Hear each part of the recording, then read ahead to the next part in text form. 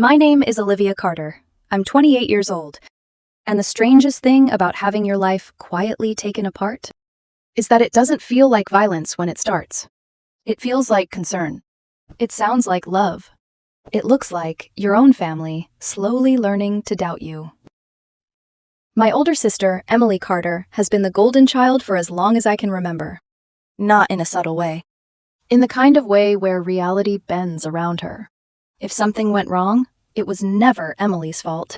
If something went right, it was always because of her. She could have burned the house down, and my parents would have found a way to blame me for leaving something flammable nearby. And me? I was the emotional one. The sensitive one. The one who took things too personally. Which is ironic, considering how personal everything eventually became. Our family owns a catering business. It started with my grandfather in the 1960s. Small, local, built on reputation and relationships. By the time Emily and I were adults, it was pulling in close to $800,000 a year. 23 employees. A steady stream of weddings, corporate events, and private clients. It wasn't just a business. It was the spine of our family. And like everything else in our lives, it was always meant to belong to Emily. She had the business degree. She worked in the office. She wore structured blazers and spoke in confident, measured tones during client meetings. I studied graphic design, which, according to my parents, was creative, but not exactly useful. So while Emily met clients and discussed expansion, I prepped vegetables, cleaned equipment, stayed in the background. Invisible. The funny thing is, I loved the business more than anyone. I redesigned our entire brand identity in college. New logo, new menus, a cleaner, more modern look. They used all of it, without ever mentioning my name. I built a digital inventory system that cut waste by nearly 30%. I mapped out expansion ideas that could have doubled our revenue in 5 years.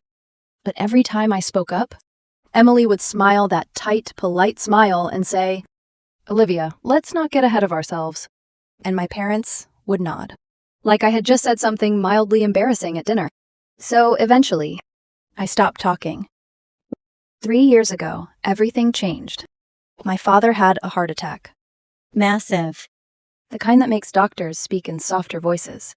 He survived. But something shifted after that. You could see it in the way he looked at the business. At us. Like time had suddenly become something measurable. Limited. A week after he came home from the hospital, he called a family meeting. Mom sat on the edge of the couch. Emily stood near the window, arms crossed, already composed. And beside her was Daniel, her boyfriend at the time, now fiancé. Calm. Observant. Always watching more than he spoke. I remember thinking he looked too interested. "I've made a decision," my dad said. And just like that, the air changed. I want both of my daughters to have equal ownership of the business. I think my heart actually stopped for a second. "Emily will continue handling operations and client relations," he continued, "and Olivia will take over marketing, branding, and long-term strategy." I didn't realize I was crying until my mother reached for my hand. After years of being the afterthought, he finally saw me. Emily didn't cry. She didn't argue. She just went still. Like someone had quietly taken something from her. "Dad," she said softly, "are you sure that's the best idea?" There it was. That tone. Sweet. Reasonable. Dangerous. I mean, Olivia hasn't really shown much interest in the business side of things. I let out a short laugh before I could stop myself. "Not shown interest?" I said. "I've been working here since I was 16. I redesigned our entire—" "See?" Emily cut in gently, turning to our parents. "She's already getting defensive. This is exactly what I'm worried about." Worried. That word again. My father raised a hand. "The decision is made," he said. "Emily will be CEO, Olivia will be CMO. I believe this will work." Emily smiled. But it didn't reach her eyes. At first, everything looked fine. Lawyers were involved. Contracts were drafted. A gradual transition plan, 2 years. By the end of it, Emily and I would each own 45%. Our parents would keep 10. Clean. Balanced. Fair. For the first time in my life, I felt like I belonged. And then, about 2 months in, Emily started worrying about me. At dinner, casually, like she was commenting on the weather. "I'm just concerned," she said one night, pushing food around her plate. "Olivia seems a little overwhelmed lately." I blinked. "I'm not overwhelmed." "I know you think that," she replied gently. "But you've been making small mistakes, forgetting things." I stared at her. "What mistakes?" She tilted her head slightly. "See, you don't even remember." The first time, I brushed it off. The second time, I laughed. By the third, I started paying attention. Because the stories kept changing, expanding, warping. A missed email became me forgetting an entire event. A joke, "What day is it?" after a long weekend, became evidence I was disoriented. And every time I tried to correct her, Emily would sigh softly and say, "This is what I mean, you're getting emotional again." I began to notice something else. The way my parents looked at me. Not annoyed. Not frustrated. Worried. Like I might break if they spoke too loudly. Like I wasn't entirely reliable. And that was when it hit me. This wasn't random. This wasn't concern. This was a narrative. And Emily was writing it, one sentence at a time. 6 months later, she introduced a new chapter. "Olivia," she said one evening, her voice softer than usual, "I've been thinking about your mental health." My stomach dropped. Not because I was ashamed, but because I knew exactly what she was about to do. When I was 19, I went through something difficult. An abusive relationship. Depression. Anxiety. I checked myself into a facility for 2 weeks. Got help. Recovered. I was proud of that decision. Until Emily turned it into evidence. "I just don't want you to go through that again," she continued. "You've been acting similar." "Similar to what?" I asked quietly. She met my eyes. "To before." And just like that, the past stopped being mine and started becoming her weapon. At first, I thought it would stop there. That she would push, and I would push back, and eventually the truth would settle somewhere in the middle. But I underestimated her. Because a few weeks later, Emily started referencing things she should never have known. Specific medications. Exact diagnoses. Words I had only ever said. In therapy. That was the moment I realized something far worse than manipulation was happening. Emily wasn't just lying about me. She was building a case. And somehow, she had access to pieces of my life that were supposed to be untouchable. Private. Safe. That was the moment everything changed. Because I stopped trying to defend myself and started paying attention. Very, very carefully. And what I discovered next wasn't just betrayal. It was a plan. I found out through a man named Marcus. Not dramatically. Not in some secret envelope slipped under my door. Just at a birthday party, over cheap wine and too loud music, while someone in the kitchen was laughing about gossip they didn't understand. Marcus was dating Jessica, one of Emily's old college friends. Jessica worked in medical records at the hospital where I had been treated when I was 19. And Marcus, drunk enough to be careless, mentioned that Jessica had been helping Emily keep an eye on me. I remember the room going quiet. Not literally. People were still talking. Music was still playing. Someone dropped ice into a glass. But inside me, everything went silent. "Helping how?" I asked. Marcus shrugged. "Medical stuff, I guess. Emily's worried about you." Worried. That word had become a knife. I went home that night and sat on the floor of my bedroom until morning. Not crying. Not screaming. Just staring at my phone while the truth arranged itself into something ugly. Emily had convinced Jessica to access my confidential medical files. Not once. Not by accident. Repeatedly. She had taken the most private parts of my life and dragged them into the light. Not because she wanted to help me, but because she wanted to prove I was unfit, unstable, too damaged to inherit what she believed belonged only to her. That was when I started documenting everything. Every conversation, every voicemail, every text, every email, every strange comment she made at dinner, every concerned glance she manufactured from my parents. In my state, recording conversations with one-party consent was legal, so I recorded. quietly, Carefully. Like someone building a bridge out of evidence because the ground beneath me had disappeared. Emily loved voicemails. Long, soft, poisonous voicemails. The kind where she sounded like the most devoted sister in the world, unless you knew how to listen. Liv, it's me. I talked to Mom and Dad again. I really think you need to consider stepping back from the business for a while.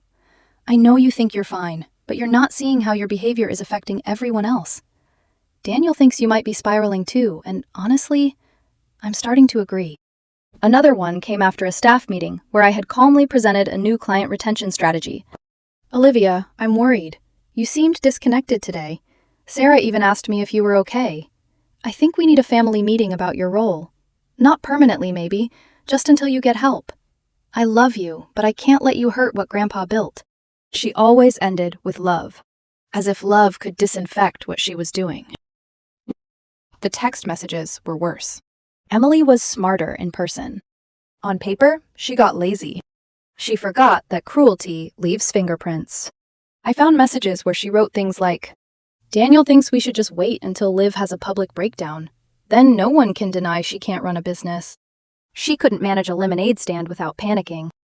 Jessica says the records are worse than I thought. Dad would never give her half if he knew everything. Mom is finally starting to see it. A few more months and Liv might step back on her own. But the most damning messages came from a group chat. Emily, Daniel, and Daniel's sister, Catherine. Catherine had a business background, which apparently made her comfortable advising people on how to destroy someone legally enough to pretend it was strategy. Catherine wrote, Document every mistake, every emotional response. Build a pattern. Emily replied, I'm trying, but she's actually doing well at work lately. It's irritating. Daniel wrote, Then keep bringing up the mental health history. Her parents already react to that. Then Catherine asked, Can Jessica get actual medical records? Emily answered, Working on it. She owes me. Daniel wrote, Careful, isn't that illegal? Emily replied, Only if we get caught. I read that line so many times, the words stopped looking real. Only if we get caught. Not wrong. Not cruel. Not unforgivable. Just risky. The family intervention happened 18 months after my father's heart attack. I came home from work and found everyone waiting in the living room. Mom. Dad. Emily. Daniel. My Aunt Linda. They all had the same expression. Soft. prepared, Rehearsed. Like I was already guilty, and they were only deciding how gently to sentence me. My mother stood first. Honey, we love you, she said, and we're worried. Emily stepped forward before I could answer. Liv, we've all noticed you struggling. Your behavior has been concerning, and we think maybe it's time you got professional help again. What behavior? I asked. My voice was calm. Too calm, maybe. I just landed the Morrison account, I said. Our online engagement is up 200%. The new branding campaign is working. What exactly am I doing wrong? Emily looked at our parents with a sad little nod. See, this is what I mean. She hears concern and immediately turns it into an attack. Dad looked exhausted. Sweetheart, he said, Emily has shown us documentation. My blood went cold. What documentation? Emily picked up a folder from the coffee table. I knew before she opened it. Some part of me knew. She began reading from my medical history. diagnoses, Medication notes. Therapy summaries.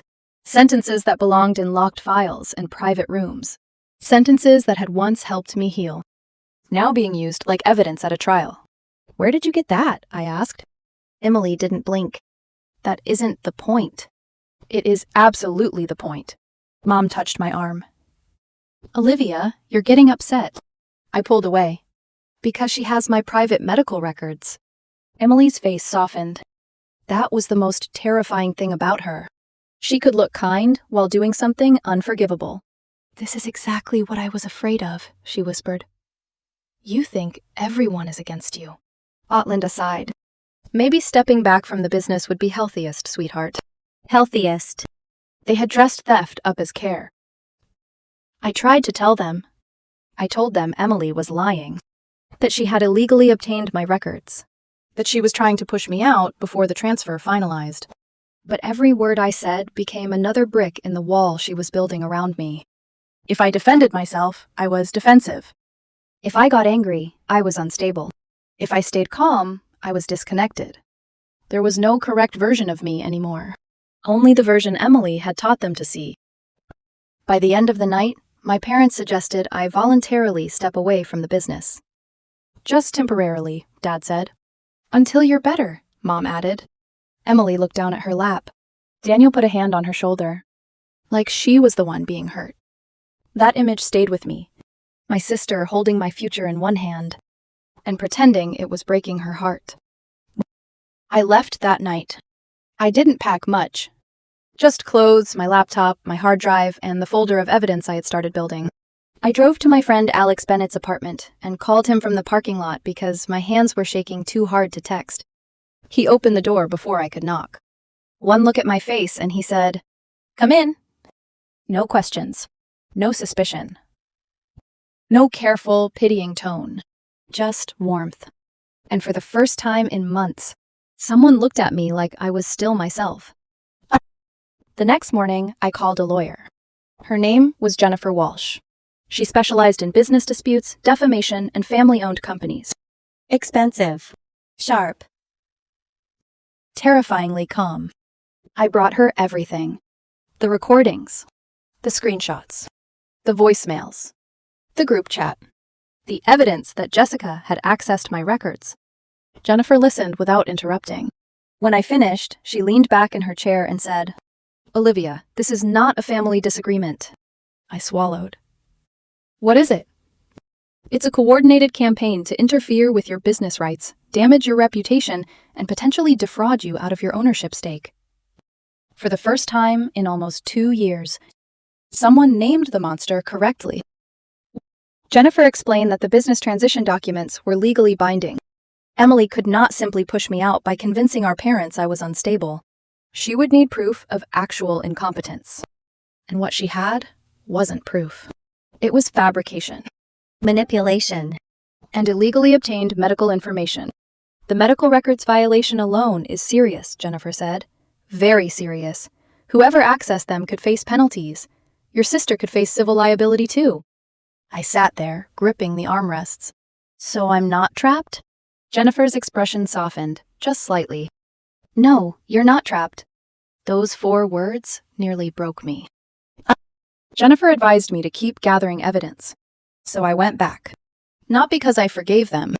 Not because I believed they would suddenly see the truth. I went back because Emily thought she had already won.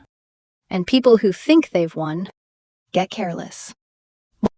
I also started seeing my therapist again. Dr. Elena Martinez had known me for years.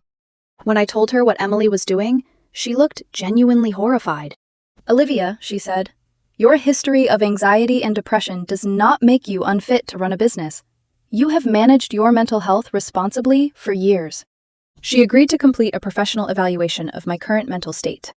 Not because I needed to prove I was sane, but because Emily had turned sanity into a courtroom exhibit. And I was done letting her define me. The real breakthrough came at another family dinner. Emily had convinced my parents to hold one more meeting about my future. She claimed she had additional evidence. I arrived late on purpose. Before walking in, I started the recorder hidden in my bag. And what I captured before they knew I was there changed everything. Emily was coaching them. "Don't make it sound like we're forcing her out," she told Dad. "Make it sound like we're protecting her. If she thinks stepping back is her idea, she'll be less likely to fight it later." Mom asked, "What if she refuses?" Daniel answered, "Then we use the documentation. Make it clear she's a liability." Then Emily said something I will never forget. Once she signs away her stake, she can have some money and therapy. That's more than fair. My stake. My future. My inheritance. Reduced to hush money and a therapist. When I walked in, Emily smiled like nothing had happened. She had charts.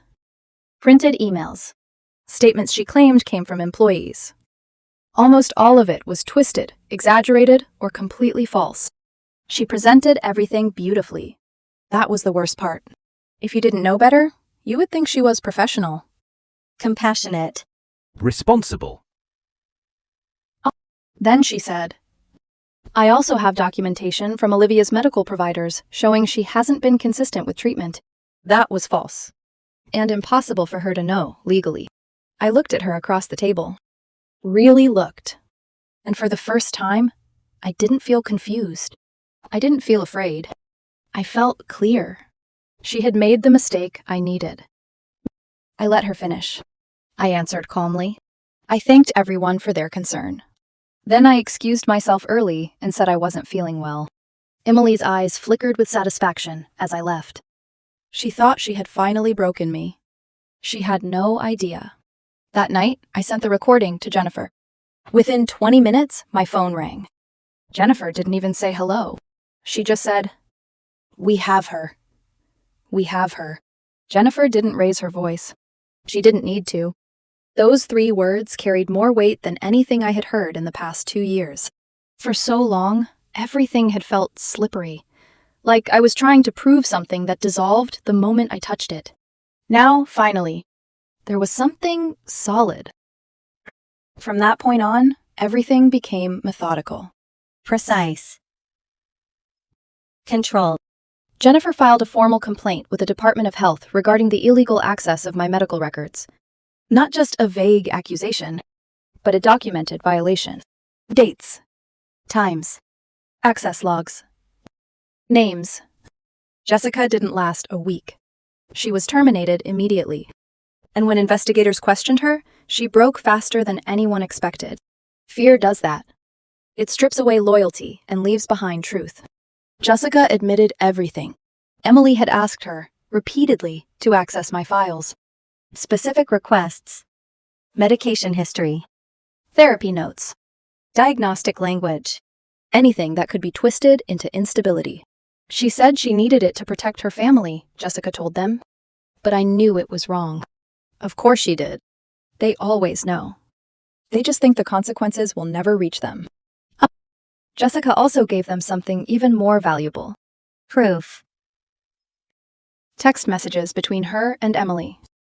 Requests written plainly. No concern for legality. No hesitation.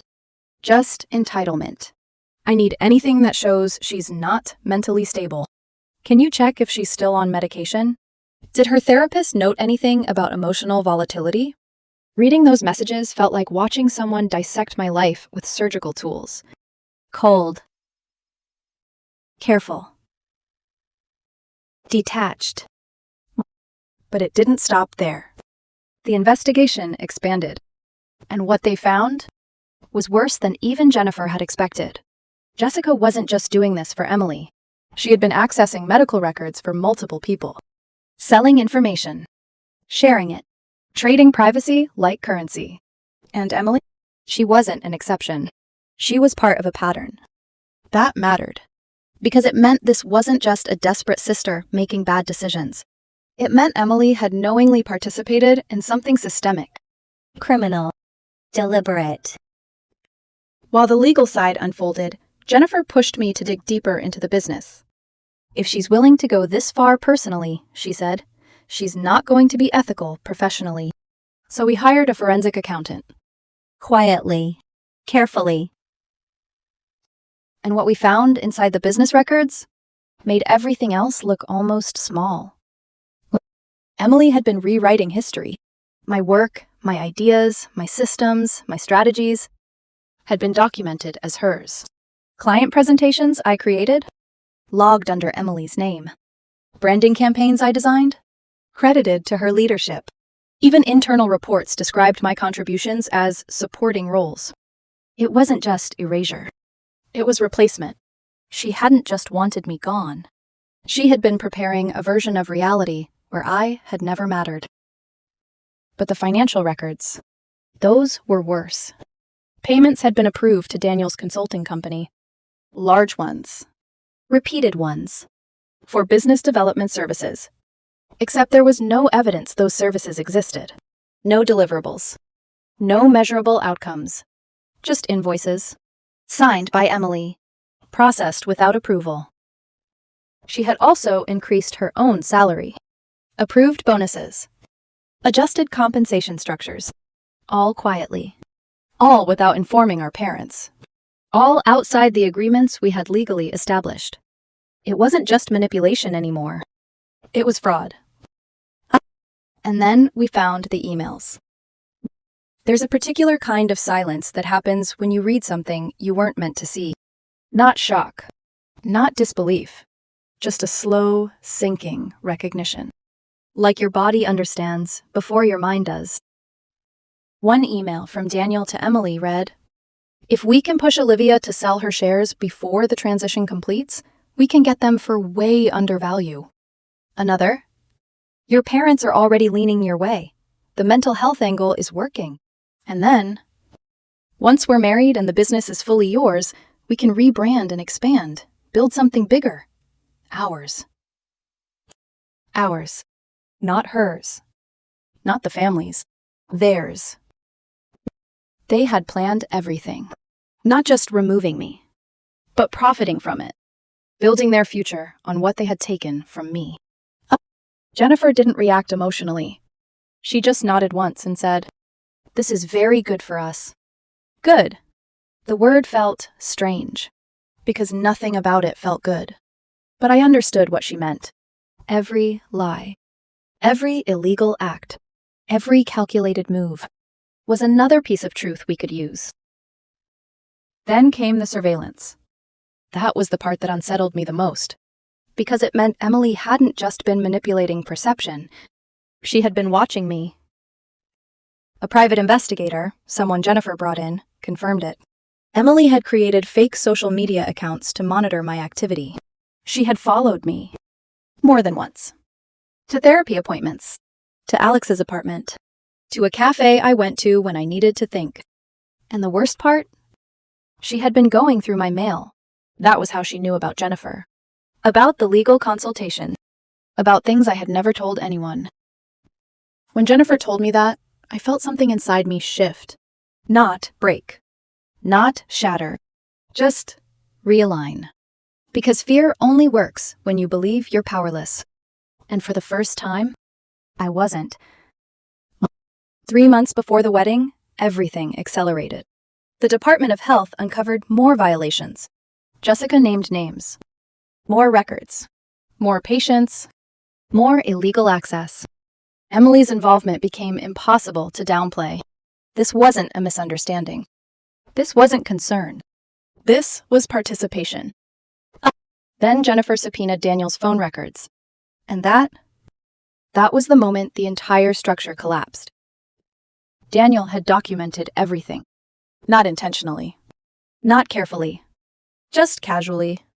The way people do when they believe they're untouchable. Your parents are totally buying it. We're almost there. Once she signs, it's done. The medical records thing was genius. I can't believe how easy this is turning out. And then, the one that stayed with me. Sometimes I feel bad, but then I remember she's not cut out for this anyway. That was how they justified it. Not as cruelty, but as correction. They weren't stealing from me. They were fixing a mistake. By the time we finished compiling everything, Jennifer had built a timeline. Not just of events, but of intention. From the first concern Emily voiced, to the final plan to remove me. Every step documented. Every escalation clear. Every lie connected. And then, Emily sent me my wedding invitation. Heavy paper. Gold lettering. Perfect calligraphy. Everything about it screamed elegance. Control. Perfection.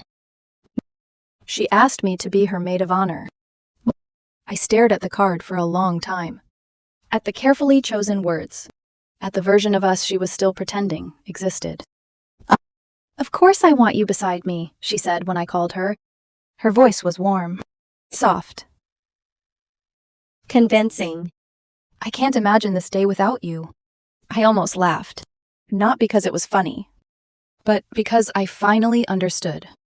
Emily didn't just want to win. She wanted to win beautifully. Publicly. Completely. And that was when I realized something. She had spent 2 years controlling the narrative, telling everyone who I was, what I wasn't. But a wedding was a stage. 300 guests. Family. Friends. Business associates. Everyone who mattered. Everyone who had heard her version. And for the first time, I had mine. I called Jennifer. I want to show them everything. There was a pause on the line. Then she said, "Are you sure?" "No," I answered honestly. Then I took a breath. "But I'm ready." We spent the next few weeks building something precise. Not emotional. Not chaotic. Clear. Structured. Undeniable. The illegal medical access. The recordings. The messages. The financial fraud. The surveillance. The plan. Not as accusations, but as facts. I didn't want to destroy Emily. I wanted to remove the mask. And she was going to give me the perfect moment to do it. Her wedding day. Because she had chosen the stage. She just didn't realize she wouldn't be the one controlling the spotlight. The morning of the wedding felt unreal. Not dramatic. Not tense in the way movies try to make it. Just quiet. Like the world was holding its breath and pretending nothing was about to change. I woke up at 6:12 a.m. I remember the exact time because I stared at it on my phone for a long moment, wondering how something so ordinary could exist on a day like that. Outside, the sky was soft and pale. Inside, everything felt sharp. Clear. Decided.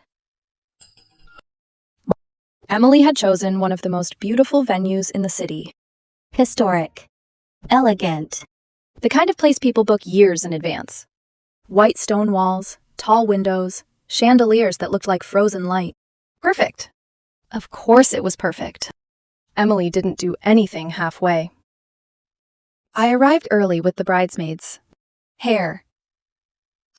Makeup. Champagne glasses half-filled and forgotten on countertops. Soft music playing in the background. Laughter that sounded just a little too practiced. Emily was glowing. Radiant. The kind of beautiful that makes people stop mid-sentence. Her dress fit like it had been designed for her alone. Her smile was effortless. Unbothered. "Can you believe this is finally happening?" she said, catching my eye in the mirror. Her voice was warm. Excited. Real. Or at least, convincingly real. "I'm glad everything worked out the way it was supposed to." The words landed softly, but they carried weight. Everything worked out, as if the past 2 years had been a minor inconvenience. A phase. Something that resolved itself naturally. I smiled, because I had learned how to. "Yeah," I said quietly. "Exactly how it was supposed to." Throughout the morning, I excused myself more than once. The bridesmaids assumed it was nerves. It wasn't. It was coordination. Alex Bennett had arrived at the venue before any of us. He had introduced himself to the wedding coordinator as a friend, helping ensure the slideshow ran smoothly. Professional. Confident. Unquestioned. Emily had planned a romantic photo montage to play during the reception. Pictures of her and Daniel Brooks, their vacations, their milestones, their carefully curated love story. The projector system was already set up. Tested. Ready. All Alex had to do was replace it. Everything's loaded, he texted me around noon. I have full control. Just give me the signal. I read the message twice, then locked my phone. The ceremony itself was flawless. Of course it was. Emily walked down the aisle like something out of a magazine. Every step measured. Every detail perfect. I stood beside her, holding her bouquet, smiling for the guests, playing my role. From where I stood, I could see everything. My parents in the front row, proud, Emotional. Completely unaware. my Aunt Linda beside them, Daniel's family filling 2 rows behind, friends, Colleagues. people who had known us for years, people who believed her. 300 witnesses.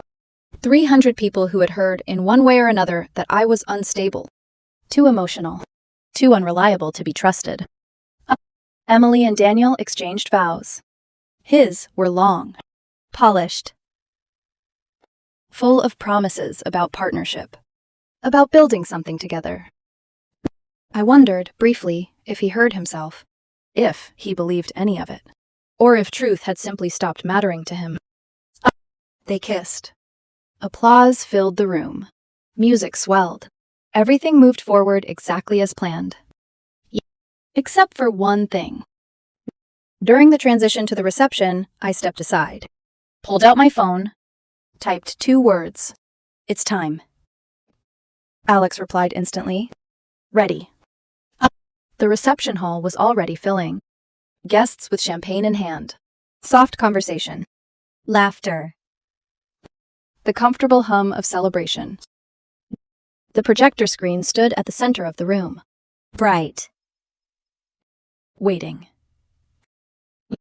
Emily and Daniel were still taking photos, which meant, for a brief window, everyone else was there, watching. I found Alex near the AV station. He didn't say anything, just looked at me. I nodded. The screen flickered. At first, no one paid attention. They assumed it was the slideshow starting early. The first slide appeared. Simple. White background. Black text. My name is Olivia Carter. I am not unstable. The room didn't go silent immediately. It happened in waves. Confusion first. Then recognition. Then stillness. People turned. Whispered. Looked around. The second slide appeared. Photos of me working. Design drafts. Campaign reports. Metrics. Proof of everything I had contributed. Then the third.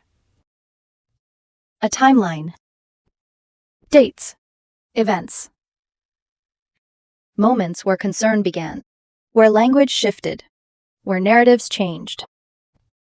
Then, audio. Emily's voice filled the room. Soft. Measured. Familiar. Don't make it sound like we're forcing her out. Make it sound like we're protecting her.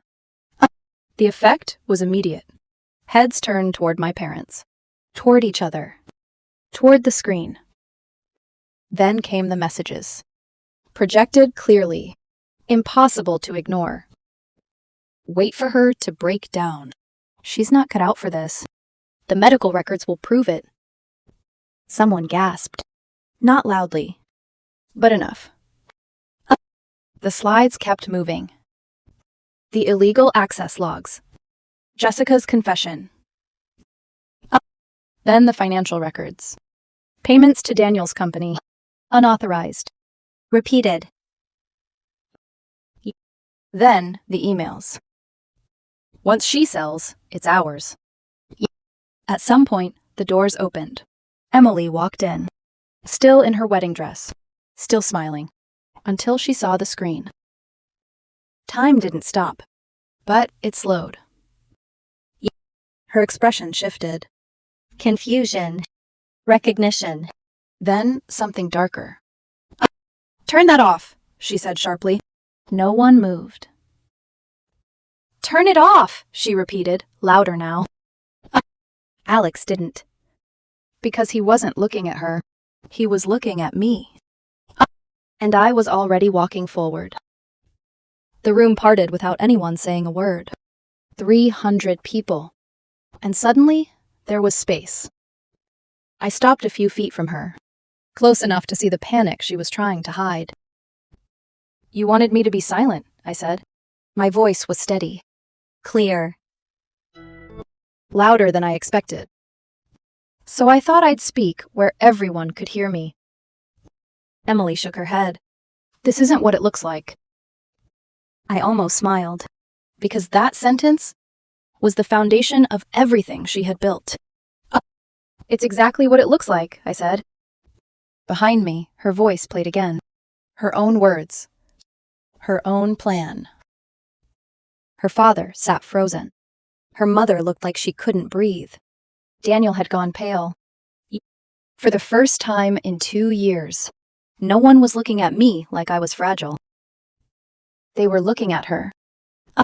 I didn't do this to ruin your wedding, I said. And that part was true. I did this because you spent 2 years ruining my life. Silence followed. Heavy. Complete. Then someone spoke. Not loudly, but enough. Is this real? No one answered, because the answer was already on the screen. I stepped back. Not dramatically. Not like I was leaving something behind. Like I had finally finished something. The last slide appeared. The truth doesn't need permission to exist. I turned, walked past the tables, past the people, past the version of my life that had almost been rewritten without me. Outside, the air felt different. Lighter. Sharper. Real. My phone buzzed. A message from Jennifer. We're ready to move forward whenever you are. I looked back once. At the building. At the life I had almost lost. Then I typed one word. Now. Because this was never about revenge. It was about taking my name, my voice, and my future, back from someone who thought she could rewrite all three. And for the first time in a long time, I wasn't defending myself anymore. I was done being the story she told. I was finally telling my own.